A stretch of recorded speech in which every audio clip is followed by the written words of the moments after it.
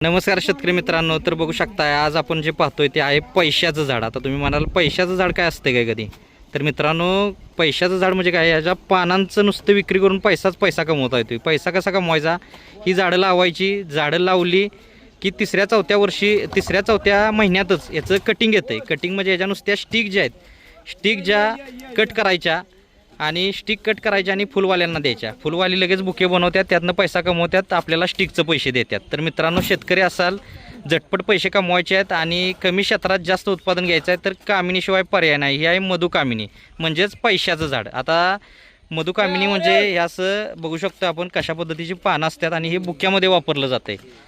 तर अशा पद्धतीनं बुक्यामध्ये लागणारी ही मधुकामिनी लावली की आपल्याला तिसऱ्या चौथ्या महिन्यातच उत्पादन चालू, आणि एकदा झाड लावलं की 10-10 वर्ष बघायची गरज नाही मित्रांनो.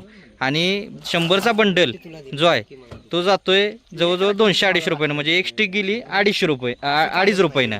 तर मित्रांनो असा पैसा म्हणून याला म्हणायचं पैशाचं झाड. व्हिडिओ आवडला असेल तर व्हिडिओला लाईक करा, शेअर करा, चॅनलवर नवीन असेल तर सबस्क्राईब करा. भेटू नेक्स्ट व्हिडिओमध्ये. धन्यवाद.